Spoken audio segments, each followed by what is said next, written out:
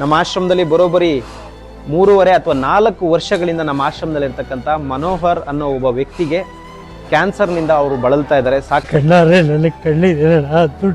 ಏನ್ ಕೆಲಸ ಮಾಡ್ತಿದ್ರಿ ಅಣ್ಣ ನೀವು? ನಾನು ಗುಲ್ಬರ್ಗದಲ್ಲಿ ಅಸಿಸ್ಟೆಂಟ್ ಇಂಜಿನಿಯರ್ ಆಗಿದ್ದೆ. ಇಂಜಿನಿಯರ್ ಗುಲ್ಬರ್ಗಾದಲ್ಲಿ ಚಿಕಿತ್ಸೆ ಕೂಡ ತಗೊಳ್ತಾ ಇದ್ದಾರೆ. ಆದ್ರೂ ಕೂಡ ಅವ್ರಿಗೆ ಮಕ್ಕಳಿದ್ದಾರೆ ಅಂತ ಕೇಳ್ಪಟ್ಟೆ. ಮಕ್ಕಳಿಗೆ ಕರೆ ಮಾಡಿ ತಿಳಿಸಿದ್ರು ಕೂಡ ಕ್ಯಾರೆ ಅಂತ ಇಲ್ಲ. ಮತ್ತೆ ಕೊನೆಗೆ ನಾನು ಸಾಯಿ ಹೊತ್ನಾಗ ಬಂದು ನೋಡಿದರೆ ನೋಡಲಿ, ಅವ್ರು ಇಷ್ಟ ಇದ್ದರೆ, ಇಲ್ಲ ಆದರೆ ಬೇಡ. ಅಷ್ಟು ಬೇಜಾರಾಗಿದೆ. ನನ್ನ ಮಕ್ಕಳು ಯಾರು ನೋಡೋದಬೇಕಾಗಿಲ್ಲ, ನಾನು ಬೇಕಾದಾಗಿದ್ದವನು. ಚೆನ್ನಾಗಿದ್ದಂಥವ್ರು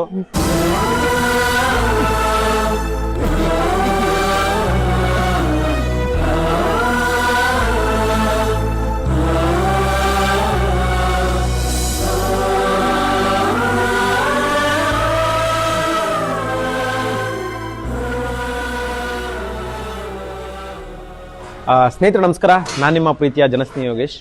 ಮೊದಲನೇದಾಗಿ ತಂದೆ ತಾಯಿ ಮತ್ತು ಮಕ್ಕಳುಗಳಿಗಿರುವ ವ್ಯತ್ಯಾಸದ ಬಗ್ಗೆ ಈ ಒಂದು ವಿಡಿಯೋನ ನಾನು ನಿಮ್ಮ ಮುಂದೆ ಮಾಡ್ತಾ ಇದ್ದೀನಿ. ನಿಮ್ಮ ಬಳಿ ಸಮಯ ಇದ್ದರೆ ಖಂಡಿತ ಒಂದು 4 ಜನಕ್ಕೆ ಈ ವಿಡಿಯೋನ ಶೇರ್ ಮಾಡಿ. ಮುಖ್ಯವಾಗಿ ನಿಮ್ಮ ಸಂಬಂಧಿಕರುಗಳಿಗೆ ಈ ವಿಡಿಯೋನ ಶೇರ್ ಮಾಡಿ. ಕಾರಣ ಏನಪ್ಪ ಅಂತ ಹೇಳಿದ್ರೆ, ತಂದೆ ತಾಯಿ ಮುಂದೆ ಮಕ್ಕಳಿಗೇನಾದರೂ ಸಾವು ಬರುತ್ತೆ ಅಂತ ಗೊತ್ತಾಗ್ಬಿಟ್ರೆ ಅದೇ ತಂದೆ ತಾಯಿ ಕಂಡ ದೇವರಿಗೆ ಹರಕೆ ಕಟ್ಟಿ ಮಕ್ಕಳನ್ನು ಉಳಿಸ್ಕೊಳ್ಳುವಂಥ ಒಂದು ಪ್ರಯತ್ನ ಮಾಡ್ತಾರೆ. ಆದರೆ ಅದೇ ಮಕ್ಕಳು ತಂದೆ ತಾಯಿ ವಯಸ್ಸಾದಂಥ ಕಾಲದಲ್ಲಿ ಸಾವಿಗೆ ಹತ್ರ ಆಗ್ತಾ ಇದ್ದಾರೆ ಅಂತ ಗೊತ್ತಾದರೆ ಕೈ ಬಿಡುವಂಥ ಕೆಲಸ ಕೂಡ ಮಾಡಿಬಿಡ್ತಾರೆ. ಜೊತೆಗೆ ಇವತ್ತು ಭಾಳ ಬೇಜಾರಾಗುತ್ತೆ ನನಗೆ. ಯಾಕೆಂತ ಹೇಳಿದ್ರೆ, ನಮ್ಮ ಆಶ್ರಮದಲ್ಲಿ ಬರೋಬ್ಬರಿ 3.5 ಅಥವಾ 4 ವರ್ಷಗಳಿಂದ ನಮ್ಮ ಆಶ್ರಮದಲ್ಲಿ ಇರ್ತಕ್ಕಂಥ ಮನೋಹರ್ ಅನ್ನೋ ಒಬ್ಬ ವ್ಯಕ್ತಿಗೆ ಕ್ಯಾನ್ಸರ್ನಿಂದ ಅವರು ಬಳಲ್ತಾ ಇದ್ದಾರೆ. ಸಾಕಷ್ಟು ತಿಂಗಳುಗಳಿಂದ ಚಿಕಿತ್ಸೆ ಕೂಡ ತಗೊಳ್ತಾ ಇದ್ದಾರೆ. ಆದರೂ ಕೂಡ ಅವ್ರಿಗೆ ಮಕ್ಕಳಿದ್ದಾರೆ ಅಂತ ಕೇಳ್ಪಟ್ಟೆ. ಮಕ್ಕಳಿಗೆ ಕರೆ ಮಾಡಿ ತಿಳಿಸಿದ್ರು ಕೂಡ ಕ್ಯಾರೆ ಅಂತ ಇಲ್ಲ, ಮತ್ತು ತಿರುಗು ಕೂಡ ನೋಡ್ತಾ ಇಲ್ಲ. ಇದು ಎಂಥ ವಿಪರ್ಯಾಸ ಅಂತ ಭಾಳ ಬೇಜಾರಾಗ್ತಾ ಇದೆ. ಅದೇ ಜಾಗದಲ್ಲಿ ಏನಾದರೂ ಮಕ್ಕಳುಗಳಿದ್ದಿದ್ರೆ ತಂದೆ ತಾಯಿ ಆದಂಥವ್ರು ತಮ್ಮ ಪ್ರಾಣನೂ ಲೆಕ್ಕಿಸದೆ ಕಂಡ ದೇವರಿಗೆ ಹರಕೆ ಕಟ್ಟಿ ಮಗನ ಅಥವಾ ಮಗಳನ್ನು ಉಳಿಸ್ಕೊಳ್ಳುವಂಥ ಪ್ರಯತ್ನಗಳನ್ನು ತಂದೆ ತಾಯಿ ಮಾಡ್ತಾರೆ. ಕೊನೆಗಾಲದಲ್ಲಿ ತಂದೆ ತಾಯಿ ಕೊನೆ ಉಸಿರು ಎಳಿತಿದ್ರು ಕೂಡ, ಅನಾರೋಗ್ಯದಿಂದ ಬಳಲ್ತಿದ್ರು ಕೂಡ ತಂದೆ ತಾಯಿನ ನೋಡೋಕ್ಕೆ ಅವರ ಫ್ಯಾಮಿಲಿ ಅಥವಾ ಅವರ ಮಕ್ಕಳು ಯಾರೂ ಕೂಡ ಬರದೇ ಇರೋದು ಭಾಳ ಬೇಜಾರಾಗಿದೆ ನನಗೆ. ಅವ್ರಿಗೆ ಕರೆ ಮಾಡಿ ಕೂಡ ತಿಳಿಸಿದ್ದೀನಿ, ಬಂದು ಒಂದ್ಸತಿ ಅಟ್ಲೀಸ್ಟ್ ನೀವು ಕರ್ಕೊಂಡೋಗ್ಬೇಡಿ, ಬಂದು ನೋಡ್ಕೊಂಡು ಹೋಗಿ ಅಂತಲೂ ಕೂಡ ಹೇಳಿದ್ದೀನಿ. ಆದರೂ ಕೂಡ ಅವರು ಯಾವುದೇ ರೀತಿ ಸ್ಪಂದನೆ ಮಾಡಿಲ್ಲ. ನಿಜವಾಗ್ಲೂ ಇಂಥ ಮಕ್ಕಳಿಗೆ ನನ್ನ ಕಡೆಯಿಂದ ಒಂದು ಧಿಕ್ಕಾರ. ಮುಖ್ಯವಾಗಿ ಪ್ರತಿಯೊಬ್ಬ ಮಕ್ಕಳಿಗೆ ಇಂಥ ವಿಡಿಯೋಗಳನ್ನ ತೋರಿಸಿ ಅವಾಗ ಗೊತ್ತಾಗುತ್ತೆ ಕಷ್ಟ ಅಂದರೆ ಏನು ಅಂತ. ಸೊ ಬನ್ನಿ, ಅವ್ರು ಯಾರು ಅಂತ ತೋರಿಸೋದಕ್ಕೆ ಇಷ್ಟಪಡ್ತೀನಿ.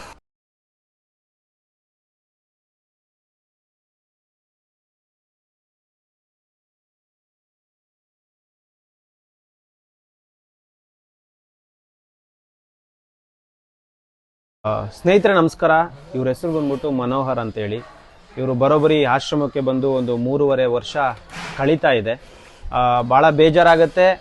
ತುಂಬ ಒಳ್ಳೆಯ ಕೆಲಸದಲ್ಲಿ ಇದ್ದಂಥವ್ರು, ಒಳ್ಳೆಯ ಸ್ಯಾಲ್ರಿನ ತೊಗೊಳ್ತಿದ್ದಂಥವ್ರು, ಮಕ್ಕಳು ಇದ್ದೂ ಕೂಡ ಇವತ್ತು ಅನಾಥಾಶ್ರಮದಲ್ಲಿ ಜೀವನ ನಡೆಸುವಂಥ ಒಂದು ದುರ್ಸ್ಥಿತಿ ಅವ್ರಿಗೆ ಎದುರಾಗಿದೆ.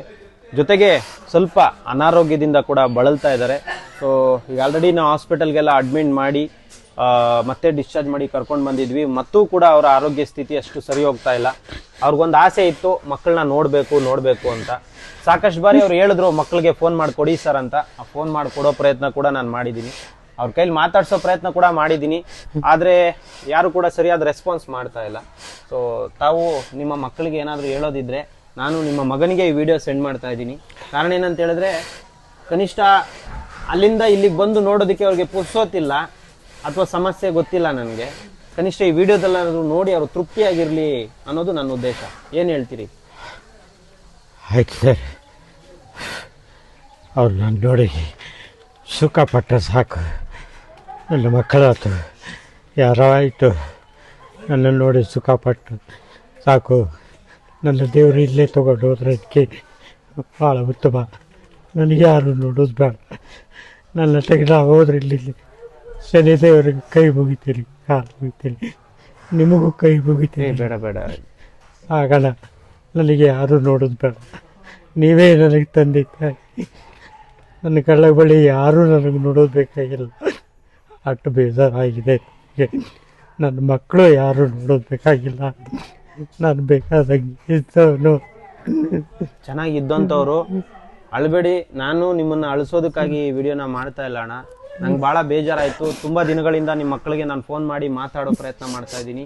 ಆದರೆ ಅವರು ಒಂದ್ಸತಿ ಎತ್ತಿ ಮಾತಾಡಿ ಬರ್ತೀನಿ ಅಂದರು, ಇದುವರೆಗೂ ಬಂದಿಲ್ಲ. ನಿಮಗೆ ಗೊತ್ತಿದೆ, ನಾನು ಕಾಲ್ ಮಾಡಿ ನಿಮಗೆ ಕೊಟ್ಟಿದ್ದೆ. ಬೇಡಣ್ಣ, ಅವ್ನು ನೋಡೋದು ಬೇಡ, ಅವ್ನು ನನ್ನ ಕಣ್ಣಾರೆ ನೋಡೋದು ಬೇಡ, ವಿಡಿಯೋದಲ್ಲಿ ನೋಡಲಿ. ಇಷ್ಟಪಟ್ಟು ಅವನು ಖುಷಿಯಾಗಿ ಇನ್ನೂ ಬೇಕಾದಷ್ಟೇ ಹಾಳಾಗಿ ಹೋಗು.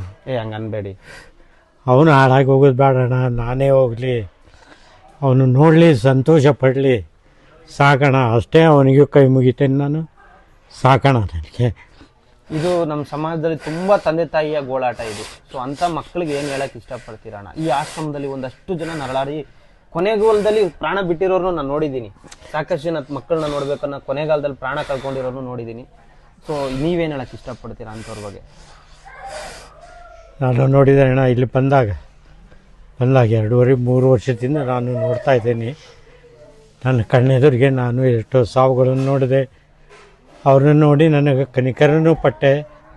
ನಾನು ಎಷ್ಟು ಆರಾಮಾಗ್ತೀನಿ, ಏನಾದರೂ ಒಂದು ಅಣ್ಣನಿಗೆ ಹೆಲ್ಪ್ ಮಾಡುವ ನಿಂತದೊಂದು ಆಶ್ರಮ ಪೂರ್ತಿ ಕಟ್ಟಿ ಸಾಯ್ಬೇಕನ್ನೋ ವಿಚಾರ ನನಗೆ ಭಾಳ. ಚೆನ್ನಾಗಿರ್ತೀರಾ 100%. ಆಶ್ರಮ ಇನಾಗ್ರೇಷನ್ ಕೂಡ ನೀವು ಮಾಡ್ತೀರಾ, ಏನು ಹೇಳಿ? ನನಗೆ ಅದೊಂದು ಆಸೆ ಇದೆ, ಅದು ಒಂದು ಕಟ್ಟಿ ಸುಸುವಾಗ ಸತ್ರ ಸಾಕಣ. ಖಂಡಿತ ಇಲ್ಲ, ನೀವು ಆಶ್ರಮ ಇನಾಗ್ರೇಷನ್ ನೀವೇ ಮಾಡ್ತೀರಾ, ಇದನ್ನ ನಾನು ಹೇಳ್ತಾ ಇದ್ದೀನಿ, ತಿಳ್ಕೊಳ್ಳಿ. 100% ಇದು ಆಯ್ತಣ್ಣ, ನಿಮ್ದು ಇದರಿಂದ. ಸೊ 3-4 ವರ್ಷಗಳಿಂದ ಈ ಆಶ್ರಮದಲ್ಲಿ ಇದ್ದೀರಾ, ಏನು ಹೇಳಕ್ ಇಷ್ಟಪಡ್ತೀರಾ?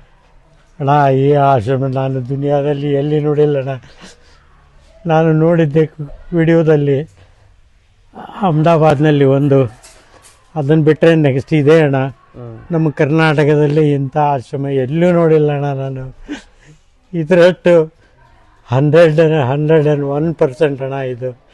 ನಿಮ್ಮಂಥವ್ರದ್ದು ಸಿಗಬೇಕಂದ್ರೆ ನಾವೆಲ್ಲ ತಂದೆ ತಾಯಿ ಪುಣ್ಯ ಮಾಡಿರ್ಬೇಕಣ್ಣ ನಾವು.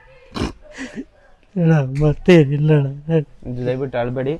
ನೀವೇನು ಹೇಳಿದ್ರಿ ಹೇಳಿ, ನಿಮ್ಮ ಆಶ್ರಮ ಬಿಲ್ಡಿಂಗ್, ಹೊಸ ಬಿಲ್ಡಿಂಗ್ ಕಂಪ್ಲೀಟ್ ಆಗೋವರೆಗೂ ನನ್ನ ಜೀವ ಉಳಿಬೇಕಂದ್ರೆ ಅಲ್ಲ, ಅದು ಖಂಡಿತ ಶನೇಶ್ವರ ಸ್ವಾಮಿ ಆಶೀರ್ವಾದ. ನೀವು ಚೆನ್ನಾಗಿರ್ತೀರಾ. ಮತ್ತೆ ಇವತ್ತು ನಿಮ್ಮನ್ನ ಮತ್ತೆ ಅಡ್ಮಿಟ್ ಮಾಡ್ತಾ ಇದ್ದೀನಿ ಹಾಸ್ಪಿಟಲ್ಗೆ, ಸರಿನಾ? ಮೊನ್ನೆ ಟ್ರೀಟ್ಮೆಂಟ್ ಸರಿಯಾಗ್ಲಿಲ್ವಾ ನಿಮ್ಗೆ? ಆಗ್ಲಿಲ್ಲ ಅಣ್ಣ, ಸರಿಯಾಗ್ಲಿಲ್ಲ. ನನಗೂ 2 ಹಾಸ್ಪಿಟಲ್ ಚೇಂಜ್ ಮಾಡಿದೆ. ಆಯ್ತಣ್ಣ, BGH ಚೆನ್ನಾಗಿದೆ, ನೋಡ್ಕೊಂತಾರೆ. ಅದ್ರೇನು ಅದರ ದುಡ್ಡು ಹಾಳಾಗುತ್ತೆ ಅಲ್ಲ, ನನಗೆ ಅದು ದುಡ್ಡು ಬಗ್ಗೆ ಯಾಕೆ ಚಿಂತೆ ಮಾಡ್ತೀರಿ? ಇಲ್ಲಣ್ಣ, ನನಗೆ ನೋವಾಗುತ್ತೆ. ದುಡ್ಡು ಅಂದ್ರೆ ಅದ್ರ ವ್ಯಾಲ್ಯೂ ಏನು ಅನ್ನೋದು ನನ್ನ ಜೀವಮಾನದಲ್ಲಿ ನೋಡಿಬಿಟ್ಟಿದೆ. ನನಗೆ ಕಣ್ಣಾರೆ ನನಗೆ ಕಣ್ಣಿದೆ ದುಡ್ಡು ಏನು. ಏನ್ ಕೆಲಸ ಮಾಡ್ತಿದ್ರಿ ಅಣ್ಣ ನೀವು?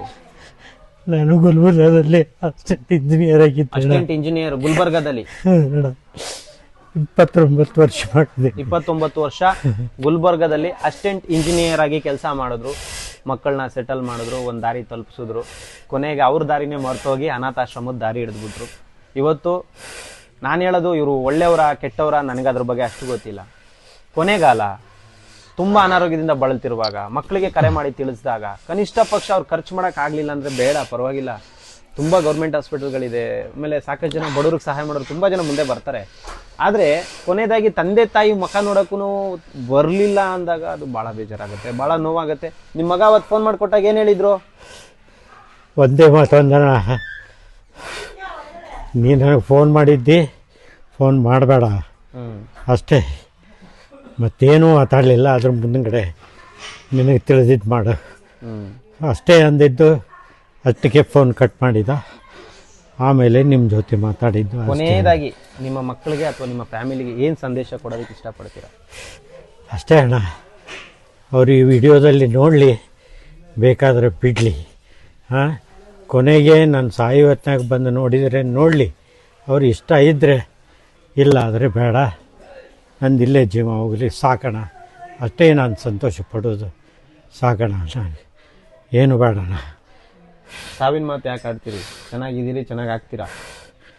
ಆ ದೇವ್ರದ್ದು ಏನು ನಿಮ್ಮ ಕೃಪೆ ಅಣ್ಣ, ಮತ್ತೇನಿಲ್ಲಣ್ಣ. ನನಗೆ ನಾನು ಆರಾಮಾಗಿ ಅದೊಂದು ಇನಾಗ್ರೇಷನ್ ಮಾಡಿದರೆ ಸಾಕೋಣ ನನ್ನ ಜೀವನದಲ್ಲಿ. ಅದೊಂದು ಕಟ್ಟೆ ಅಲ್ಲೊಂದು ನೋಡಿದರೆ ಸಾಕೋಣ. ನಿಮ್ಮ ಆಸೆ ಖಂಡಿತ ಈಡೇರಿಸ್ತಾರೆ ಭಗವಂತ, ಖಂಡಿತ ಈಡೇರಿಸ್ತಾರೆ. ಚೆನ್ನಾಗಿರ್ತೀರಾ. ಹೊಸ ಆಶ್ರಮ ಇನಾಗ್ರೇಷನ್ನು ನೀವು ಮಾಡ್ತೀರಾ, ನಿಮ್ಗೆ ಒಳ್ಳೇದಾಗುತ್ತೆ. ನಿಮ್ಮನ್ನು ಅಡ್ಮಿಟ್ ಮಾಡಿ ಮತ್ತೆ ನಾವು ನೋಡ್ಕೊಳ್ಳೋ ಪ್ರಯತ್ನ ಮಾಡ್ತೀವಿ. ಸ್ನೇಹಿತರೆ, ನಾನು ಆಲ್ರೆಡಿ ವಿಡಿಯೋದಲ್ಲಿ ತಿಳಿಸಿದ್ದೀನಿ ಇವ್ರಿಗೆ ಏನು ಸಮಸ್ಯೆ ಇದೆ ಅಂತ, ಮತ್ತೆ ಪ್ರಸ್ತಾಪ ಮಾಡೋದಕ್ಕೆ ನನಗಿಷ್ಟ ಇಲ್ಲ. ಹಾಗಾಗಿ ಪ್ರತಿಯೊಬ್ಬರು ಈ ವಿಡಿಯೋನ ಆದಷ್ಟು ಅವ್ರ ಮಕ್ಕಳು ತಲುಪೋರ್ಗೂ ಶೇರ್ ಮಾಡಿ, ನಿಮ್ಮ ಸಂಬಂಧಿಕರುಗಳಿಗೆ ಈ ವಿಡಿಯೋನ ತಲುಪಿಸಿ, ನಿಮ್ಮ ಮಕ್ಕಳುಗಳಿಗೆ ಈ ವಿಡಿಯೋನ ತಲುಪಿಸಿ.